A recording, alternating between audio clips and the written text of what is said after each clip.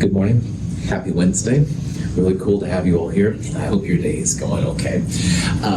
For those of you in section 01, just to let you know, next Monday is Veterans Day. So anyway, the whole campus is closed Monday. So there won't be a Monday lecture either, for that matter. I won't have office hours on Monday, and we won't be meeting on Monday and stuff. So, oops, wrong date. November 18th, sorry about that. Monday, November 18th will be the next time that we'll meet for lab, so it's a week from Monday. And at that time, we'll take midterm exam 2, you'll turn in exam prep 2, which, like exam prep 1, is kind of like a summary of some questions from the material we're going to go over. Double-sided, questions given, answers given, show detailed steps how to go from question to answer. The unknown chloride lab that we did on Monday, you'll turn in to me on the 18th. And then we will do a lab after the midterm. It's called the calorimetry lab. Bring your goggles if you have them. There's some really strong acids, stuff like that going on. Should be pretty cool.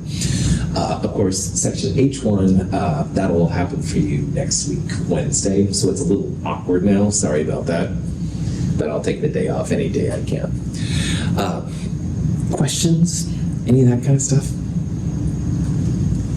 Okay. On Monday, we left off talking about equations and what you can do with them if you have a delta H value next to it. Usually these delta H's are delta H's of reaction. And you can have any chemical reaction, caffeine in the body, in this case burning methane, maybe to heat your house or whatever. Any of these kind of things are cool. Now, we talked about how negative delta H's are exothermic and positive delta H's are endothermic.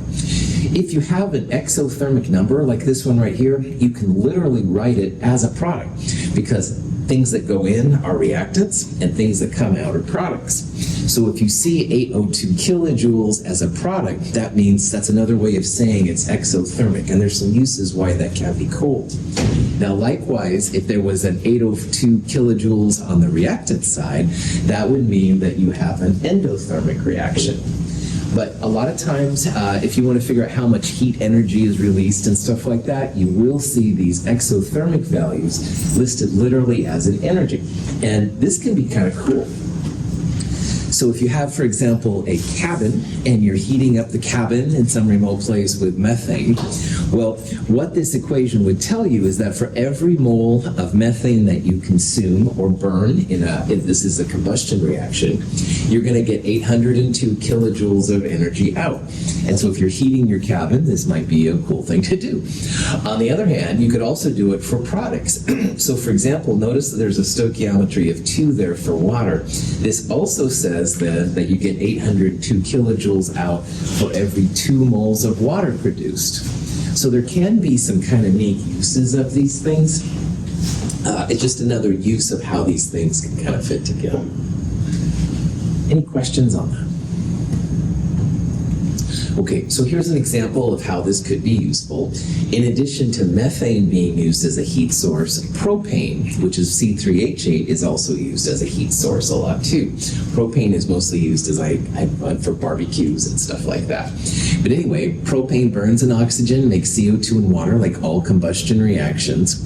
And the delta H, the standard molar enthalpy of combustion, which is a big lot of words, negative 2,044 kilojoules. So the reaction the question is this exo or endothermic?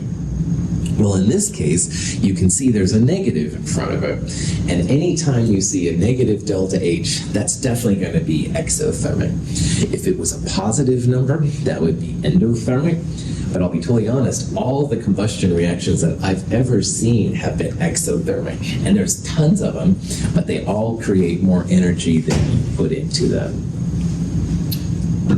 You could write positive 2044 kilojoules as a product. And you could say then for every mole of propane burned, you would get out 2,044 kilojoules of energy. You could also say that for every 4 moles of water created, you're going to get 2,044 kilojoules of energy out too. So this can be kind of helpful sometimes. Okay. Now, I want to go back a little bit more and talk about how you can use the grams of things to do things. So this is a question, this is the methane reaction once again. Methane is burning in oxygen to make CO2 and water, very exothermic delta H value.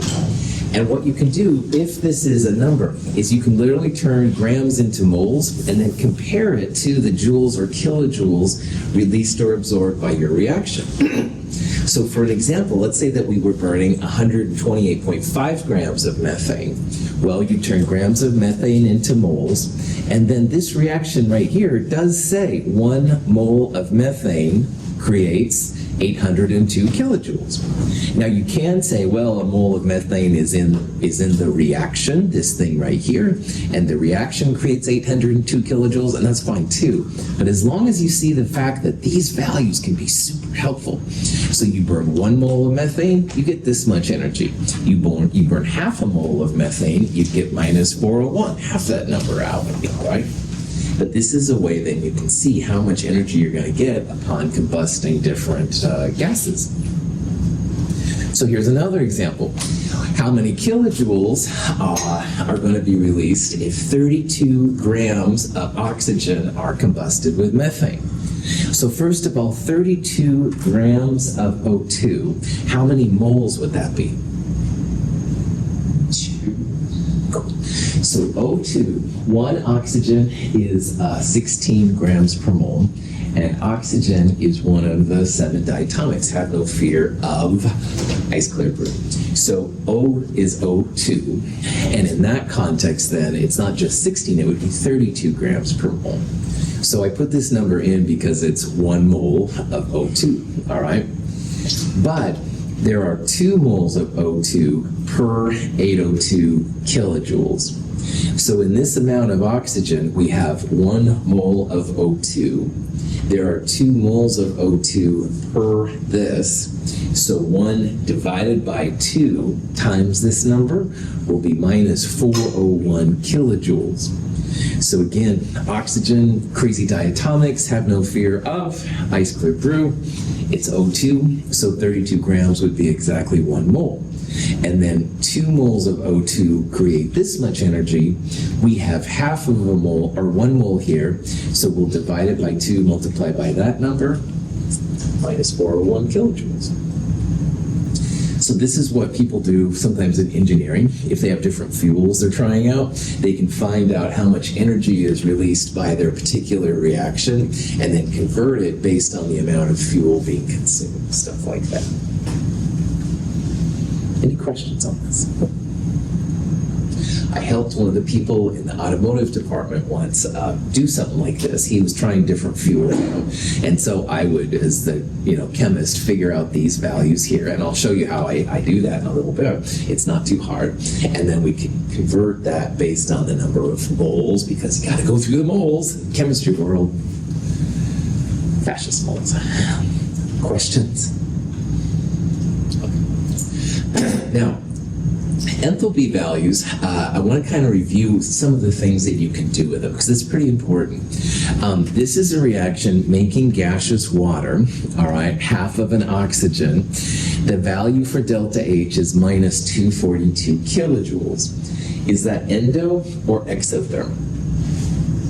Exo, good. Negative numbers are exothermic with delta H, so that means energy is given off. All right, we'd feel it getting warmer, the temperature of the thermometer would go up, stuff like that. Now, let's say that I said, oh, you can't use fractions, multiply everything through by 2. All right, no problem, no big deal. If you multiply a reaction through by 2, like this one right here, you're going to get 2H2 and 1 oxygen making 2 waters, all right? And you can totally adapt the delta H. So delta H for this one would be twice the old one. If you multiply everything through by 2, multiply your delta H by 2. If I said multiply everything through your by 3, no problem. Multiply this number by 3. Any number. All right, just multiply the delta H by that, and you're good. And it also works for a fraction. So you could, if you took half of this for some weird reason, it would be half of this number, stuff like that. But there's more. On Monday, losing track of my days here as always. But anyway, I talked about how if one direction is exothermic, the opposite direction is endothermic. So you can also think about what this reaction would be flipped or reversed. So water as a gas becomes a product, these two become reactants. You literally take the opposite sign. So what was exothermic in this reaction becomes endothermic. Negative goes to positive, or positive goes to negative. This is just another little trick you can do when it comes to manipulating these crazy equations around.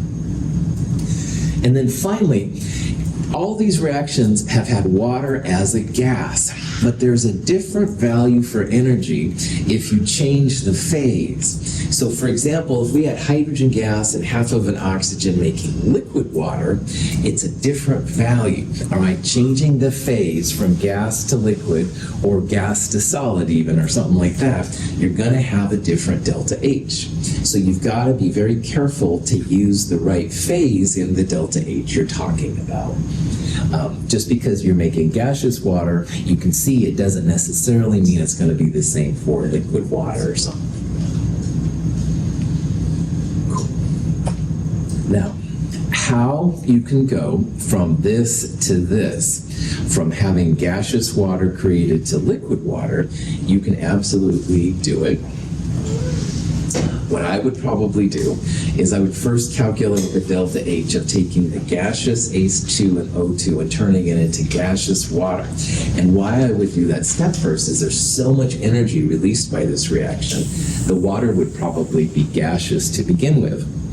And then you can think about how much energy is released or absorbed, taking it from a gas to a liquid. And we're going to see that usually going from gases to liquids, energy is released. So if we want to go straight from box number 1 to box number 3, we can figure that out. We'll figure out box 1 to 2 first, and then go from box 2 to 3, and we'll essentially add those delta H's together to figure out what's going on. Well, scientists have done this because water is so important to us as human beings. The first reaction going to gaseous water, it's exothermic, but I'm going to write it here as a product. So it would be plus 242 kilojoules. So instead of writing delta H equals minus 242 kilojoules, remember if you write it as a product, it's going to be exothermic. Well, scientists, have also figured out the energy to go from gaseous water to liquid water, i.e. having a bunch of steam and condensing it down to a liquid. It's also exothermic, not as exothermic as making the water, but also you're going to get some energy off, 44 kilojoules. So again, we could write H2O gas going to H2O liquid, delta H equals minus 44 kilojoules, but this is just an alternate way, and you'll see why I'm doing it here in a little bit. Now, if you look at these two equations long enough, H2O gas is a product here, and H2O gas is a reactant here. And in math, of course, if you have 2x on both sides and you add them together, you can subtract 2x from both sides and get rid of them. And hip chemists have done that exact thing. So it's like on the reactant side, you have H2 plus half an oxygen making water gas, and water gas, those would be the reactants.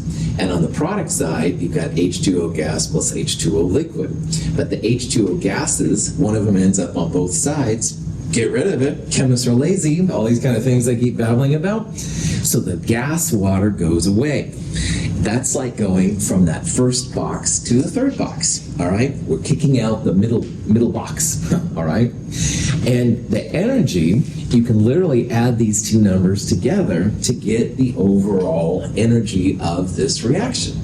So going from hydrogen and oxygen to liquid water, not gasless water, but liquid water, 286 kilojoules will be released.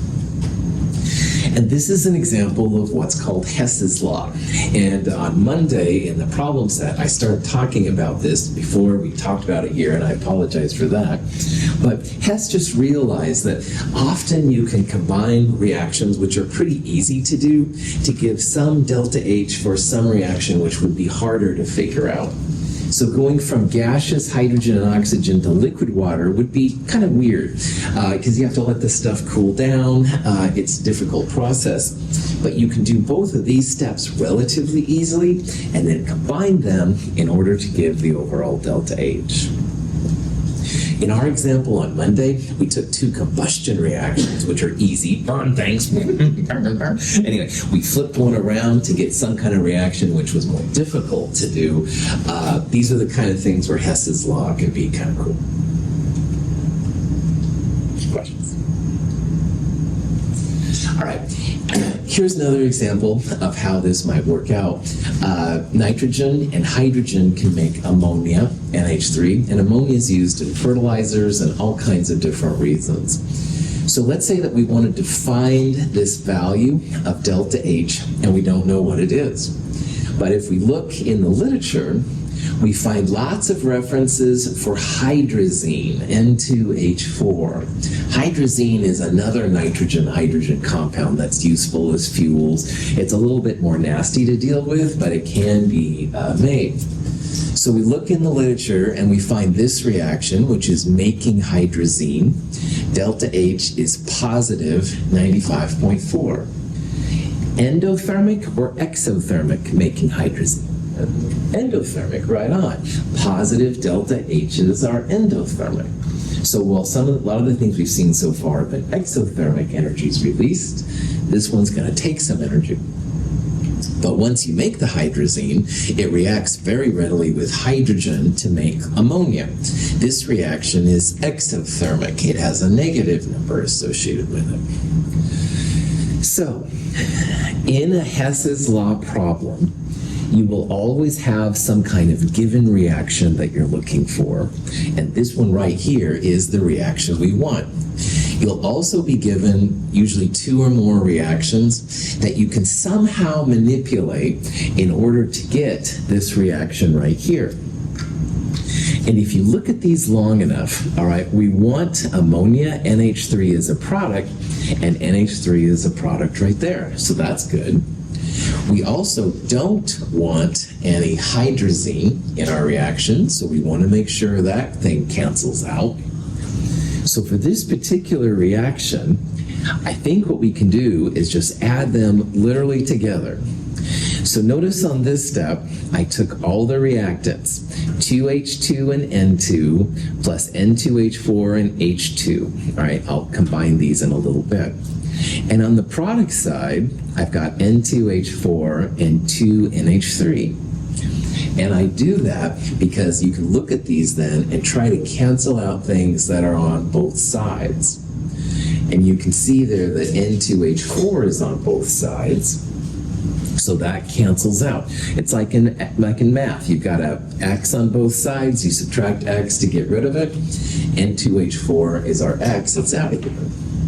And if you take the 2H2 and add it to this H2, you get 3H2 plus N2, making 2NH3.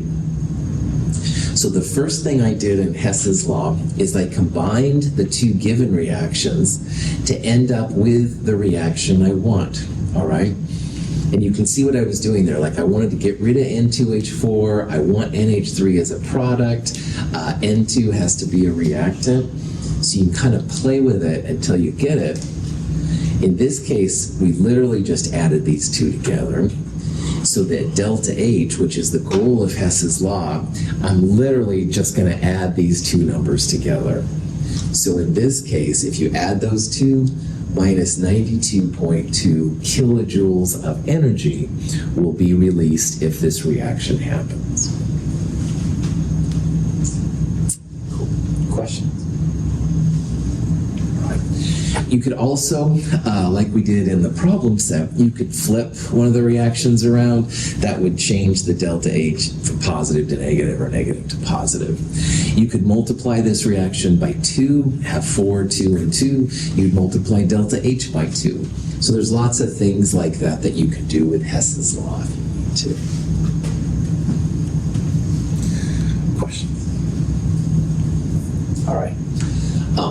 The last big thing we're going to talk about is what's called a heat of formation, and that's a special kind of enthalpy. And enthalpy that's a formation gets a little subscript F usually. The little superscript degree symbol means standard conditions.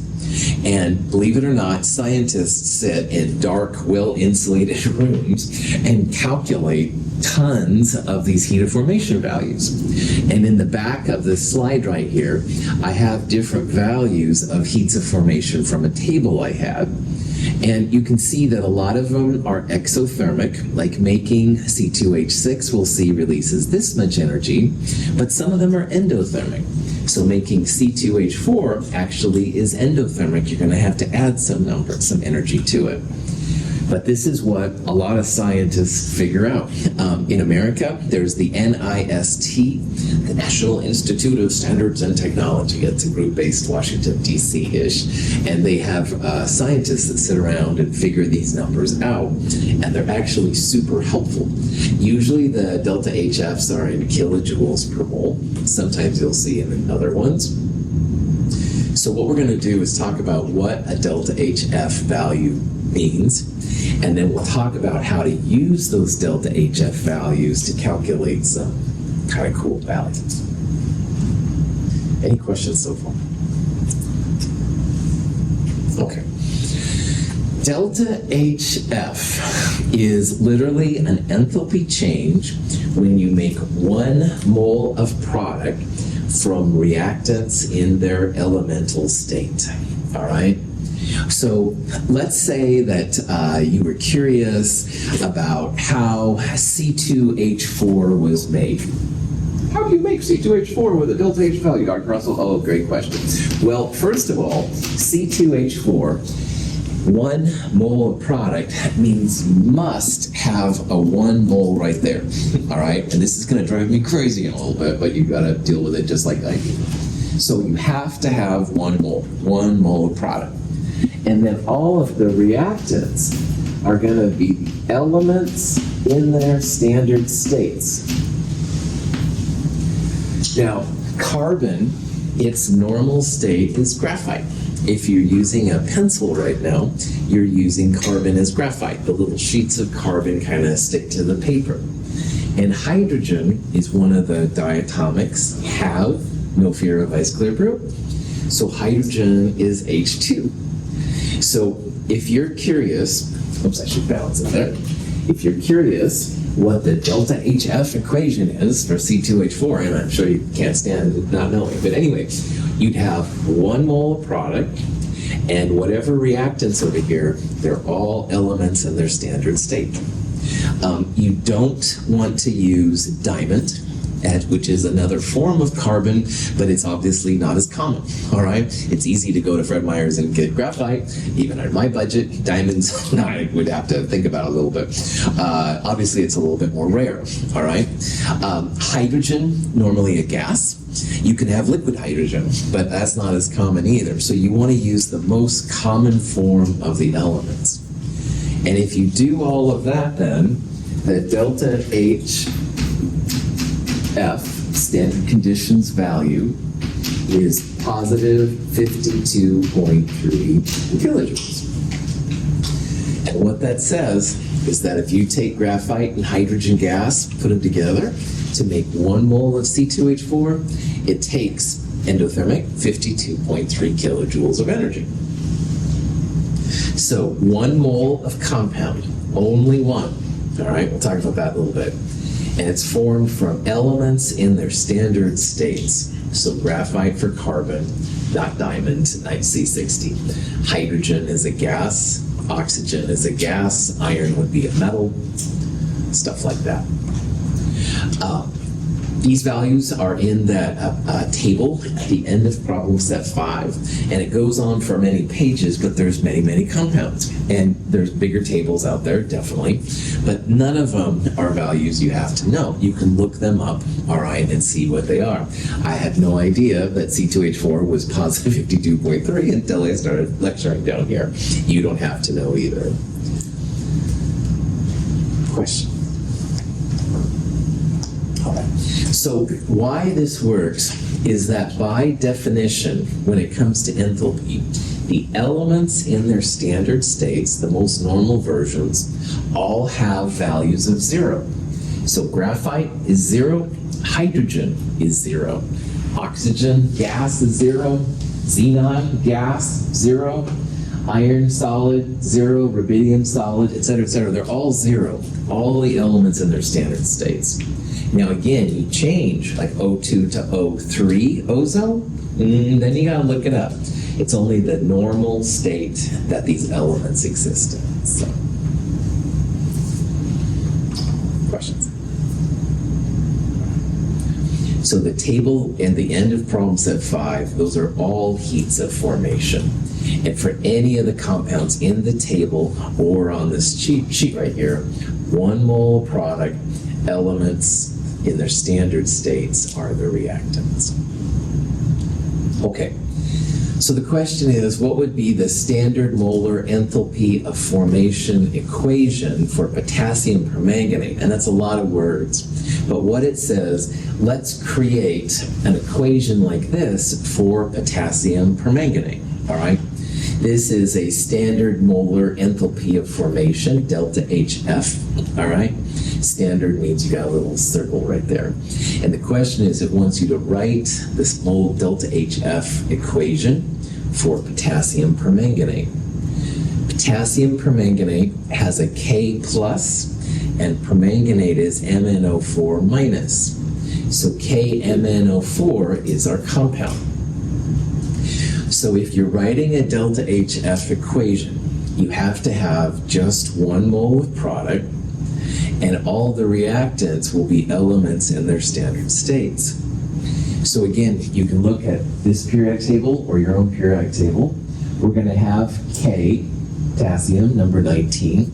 It's black, so that's a solid. That's its natural state. Manganese is also black, so it's a solid. Oxygen is red, so it's a gas, okay? Remember, the only liquids on the periodic table are mercury, Hg, and only Br. So everything else is basically a solid or a gas. Now, to make there be 1 mole right there, we're going to have 1 potassium, we're going to have 1 manganese, and 4 oxygens, and oxygen comes in 2s, we'll have 2 O2s. So this is the standard molar enthalpy of formation equation, lots of words, sorry, for making KMnO4. Any questions? KMnO4 has a beautiful purple color. Oh man, I love that color. When you put the solid, which is kind of a dark blackish, a little bit purple, but mostly black, compounded water, it makes this really awesome looking purple color. And I've always liked that color a lot. But anyway, it's a cheesy reason. So this would be KMnO4 solid. This would be KMnO4 aqueous. It dissolves really well in water because it has the potassium ion, which doesn't make solids with anything. Okay. So here's where your instructor starts to get freaked out a little bit. Let's say we wanted to write the standard molar enthalpy of formation equation, i.e. deltaHF, for methanol, CH3OH. And this is the kind of alcohol that if you drink it, it makes you go blind. I saw this interesting thing in the Question of Historicals this slide recently. It tells you how exciting my life is. But anyway, it talked about Prohibition, and a lot of people around Prohibition were going blind. They buy this bad alcohol with a little methanol in it. Just say no, kids. Anyway, digressing. Sorry. Prophet back on. I think it fell. It definitely fell. All right. Shut up, Mike. Prophet back on. 1 mole of product, C3H-OH. Okay? C3H-OH has carbon, hydrogen, and oxygen in it. Now, the reactants have to be elements in their standard states. All right? So that would be carbon as a solid, graphite. All right? Not diamond. Hydrogen is a gas. It's red on the periodic table, just like oxygen. And before this section, I would have had you write out the equation like this, all right? Because, fractions, bad news, and stuff like that. You would have had 2 methanols, 2 carbons, 4 hydrogens, and oxygen. And you can see there's like 2 carbons, 3, 4 times 2 would be 8 hydrogens, and 2 times 1 would be 1 O2. However, darn it, delta HF, 1 mole of product. All right, so I hate using fractions in chemistry. I will do everything I can to avoid them, and I'll do everything I can to have you avoid them too. But this is the one time, darn it, oops, fascist, gotta love my technology. This is the one time that even I have to use fractions, all right? And so in this case, all right, you have to have 1 mole of product, not 2, all right? So when it comes to formation equations, heats of formation, enthalpy of formation, standard molar enthalpy of formation, all the same thing, you have to have a 1 right there. So we have to use fractions, all right? So you're going to have half of an O2. So this is the one time in my world where it's okay to use fractions. Oh boy. Any questions on that? Okay. So now we know how to write out the equation that these all things come from. And when you have a number associated with it, like 52.3, you can say that making 1 mole of C2H4 in this example is going to require, because it's endothermic, 52.3 kilojoules of energy. And this has actually a lot of implications. So the first big equation of this section, of this whole chapter, was Q equals MC delta T, and lots of things you can do with it. But the second big equation is this thing right here. Now, it's a little ugly if you haven't seen some of these math symbols before, but it's actually pretty chill to figure out. If you have a reaction, all right, and you want to find the delta H for it. So for example, the people in the automotive group here, they said, how much energy are we going to get out for using these fuels? I had to calculate a delta H. Well, this equation is what you want to do. And it basically says you take the enthalpies of all the products and subtract the enthalpies of all the reactants. And those enthalpies are these heats of formation. So you look them up in tables, you plug them into this equation, products minus reactants, and you're good to go. So delta HF, those are the numbers from the table at the end of problem set 5. This little symbol is the summation symbol in math, and it means add up all of them, for lack of a better phrase. So it's saying basically add up all of the enthalpies that are products and subtract from it, add up all of the enthalpies of the reactants. So products minus reactants. Now, the little n is in there because sometimes you have just 1 mole, but sometimes you have 2 moles. And each of these delta HF values, as I said, are per 1 mole.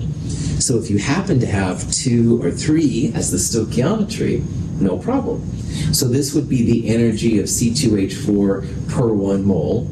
And if you had a 2 right there, it would be this number times 2 kilojoules per mole. That's what the little n is in there for. So it's basically products minus reactants. Energy gained minus energy spent is another way that sometimes people think about it. It's really handy. And again, you don't have to know any of those crazy delta HF values. You just look them up, plug and chug, good to go. So when I helped my friend here at Mount Hood do this, he was like, whoa, how did you do that? And oh yeah, I can look into my crystal ball. Not at all. This is my secret, all right? Products minus reactants. Look them up on a table, plug and chug, bam! Getting too excited here, sorry. Questions on any of this? Okay. So here's an example of how this works, all right? Calcium carbonate can break down to calcium oxide plus carbon dioxide. And the question is, what's the delta H value? What's the delta H of this reaction? And we'll use standard conditions, not going to use non-standard things. Well, we're going to use the delta H of products minus delta H reactants thing to figure this out. Remember, products are to the right of the arrow. So that means the products are calcium oxide and CO2. I'll look those values up in a table of delta H values. And I'm going to subtract from it the delta HF value for calcium carbonate. So literally just plug and chug from that table and figure it out. So here's what it looks like. All right, the squiggly brackets, these are the products. and I'm subtracting the reactant, in this case, in those squiggly lines. And I'm going to look up the delta HF of calcium oxide and add it to the delta HF of CO2. That'll be the products. And I'm going to subtract from it the delta HF for calcium oxide. Now, everything here is 1 to 1 to 1, so I don't need to worry about 2s and 3s in this particular problem. So I looked it up in a table. Calcium oxide minus 635.1 kilojoules per mole. Carbon dioxide, which is one I use quite a bit, minus 393.5 kilojoules per mole. And calcium carbonate minus 1206.2 kilojoules per mole. So again, products minus reactants. These two numbers for calcium oxide and CO2 minus this number, the delta H for the product, positive 177.6 kilojoules. So what this tells the hip chemist is that making 1 mole of CO2 or using up 1 mole of calcium carbonate, it's going to take some energy. It's a positive number. So it's endothermic. You're going to have to add 177.6 kilojoules to make your calcium carbonate break down to CO2 and calcium oxide. Delta H products minus delta H reactants. Look up the table. Any questions on this? It's a pretty simple process, but the results can be really profound. All right, you can compare fuel outputs, and you can see if things are exothermic and endothermic and stuff. So from a chemist's perspective, B's to B's. Okay, here's another example. Let's say that we're burning methanol. All right, so methanol, like all the organic things, can be combusted. In this case, methanol is burning in 3/2 O2 to make CO2 and water. You could multiply everything through by 2 to get it, but in this case, this is the reaction we're given, so let's use it. So again, like before, delta H products, CO2 and 2 waters, minus delta H reactants, CH3OH and 3/2 O2. So we'll look those values up. Now, we're going to look these numbers up, but one thing that's kind of cool, all of the elements in their standard states are 0. So when you look through the table, it's pretty long, lots and lots and lots of different compounds. But one way to save yourself a little time is that all of the elements in their standard states, O2 gas, H2 gas, iron solid, sodium solid, bromine liquid, these kind of things, they're all going to be 0. So we really don't have to look up this one. Got to look up the other 3, all right? Because those are going to have some value associated with them. But we don't have to look up the elements, which are just kind of nice. But if you do look them up, it just says 0, so it's no big deal.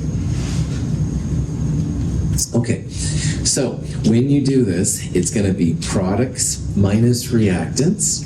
So the CO2 value, the water gas value, but notice there's a 2 right there. This is where that N part kicks in. The water value we're going to look up is per 1 mole, and in this reaction we're creating 2 moles. So I'm going to multiply the delta H for water by 2 because of that 2 right there. So that's the products minus reactants, the 3/2 of O2, and also the CH3OH. And again, none of these are things you need to know. The elements in their standard states, will be 0. So that's one less thing you have to worry about. So CO2 minus 393.5 when you look it up. Water, gas, minus 241.8. And again, because of the 2 in the balanced reaction, we're going to multiply that by 2 as well. So these are the delta H of the products. We're adding them together. We'll subtract from it all the delta H's of the reactants. But like I said earlier, the elements like O2 are all 0. So 3/2 of 0 is 0. Don't have to worry about that. Methanol, CH3OH, this number right here. So products minus reactants, bam, minus 675.6 kilojoules are released per mole of methanol. So quite a bit of energy can be given off by burning your methanol, which is what this reaction is right here. Questions? All right. And again, you don't have to know any of these values. That's what the table is for. If there's ever something that you don't see in a table, it's probably an element, all right, like O2. So that would be just 0. Okay, so here's a reaction where we're taking a compound called acetylene or ethine. We're burning it in some hydrogen, adding some hydrogen to it to make another compound called ethene. This compound is kind of important if you like bananas, woohoo! Because when bananas are picked in Central America, places like that, they're green, and they use this compound. They flood the banana compartment with it to keep the bananas green until they get to Fred Meyer's here in Oregon. And if you like bananas, cool. Don't, it's okay too. But anyway, neither here nor there. So notice in this problem, we want to find the delta H, standard enthalpy change, all right? And what we're going to do here is we're going to take products minus reactants. So C2H4, this number is going to be the only product. I'll subtract from it the C2H2, that reactant. Oh my gosh, I did give you the delta H for H2. Why is that not needed? It's a good H2 is the standards. Excellent, you all said it. Very, very cool. It's an element in a standard state, all right? That's what I'm trying to kind of get you ready for.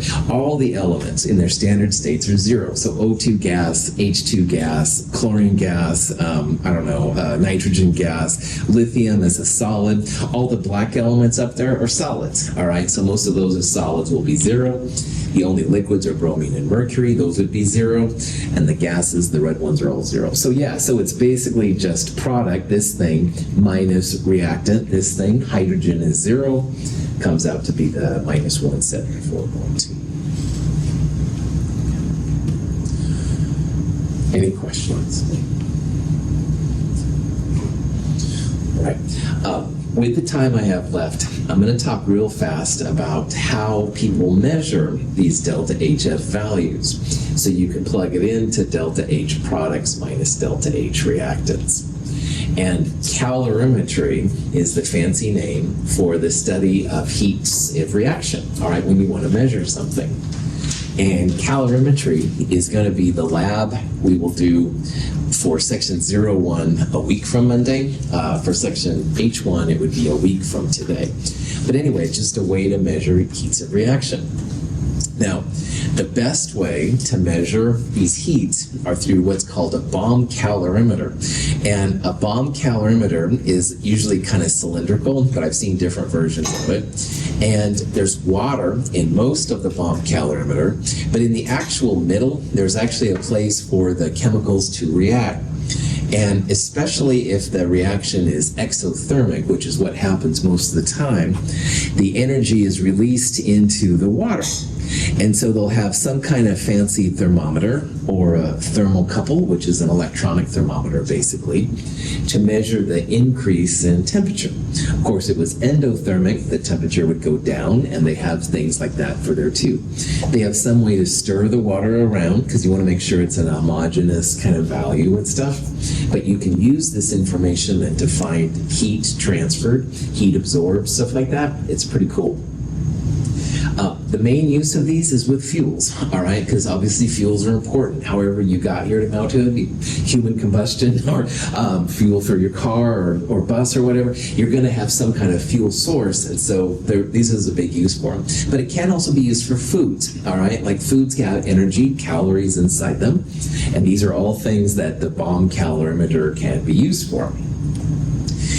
Most of the time, though, when they burn things, they measure the heat evolved, so the thermometer shows an increase in the temperature. And if you correlate the bomb calorimeter with what you're doing, you can then get this kind of information out of it.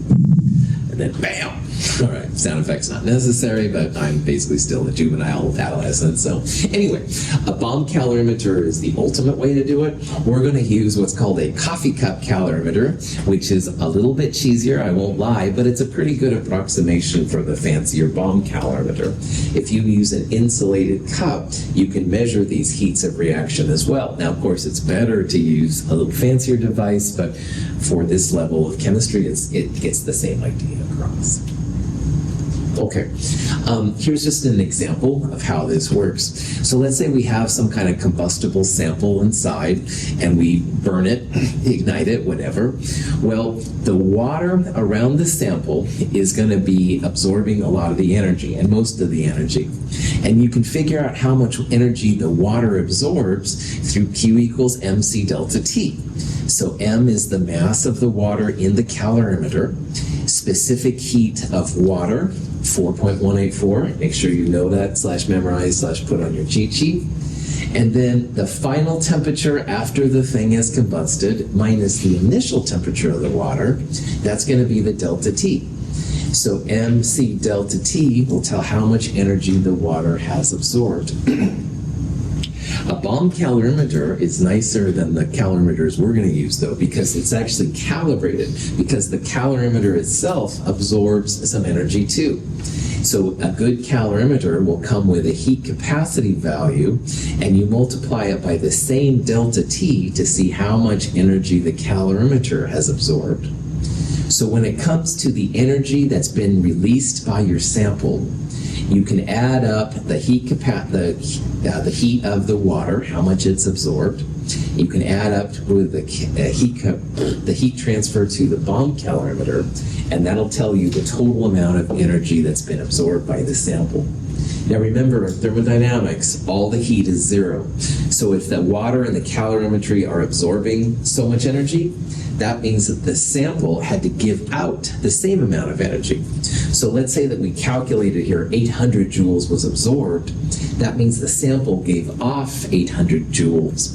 So while this would be a positive Q, the actual sample itself would give off, i.e. be negative 800 joules. Questions? Okay. Here's an example. Octane is one of the ingredients in gasoline that's used for cars. It's C8H18. It burns in oxygen to make 8 CO2s and 9 waters. All right, pretty interesting kind of reaction. So let's say that we're going to try and find out how much energy octane releases. So we're going to burn 1 gram of octane in our bomb calorimeter. This is a fancy version. It's many thousands of dollars. I would love to have one, but that's nerdy me. Anyway, the energy is absorbed by the water and the calorimeter, and the temperature of the water goes from 25.00 to 33.20 degrees. And the calorimeter itself has a total of 1,200 grams, which is about 1.2 liters or so. We can use this information. Oh, and the heat calorimeter of the bomb itself, this is what the fancier ones do, 837 joules per Kelvin. Well, we can use all this information to calculate how much energy the octane gave out.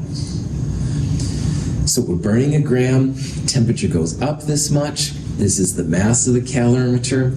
And again, the fancy calorimeters will have a number like this, which is how much energy can be absorbed by the machine itself. So this is octane down here.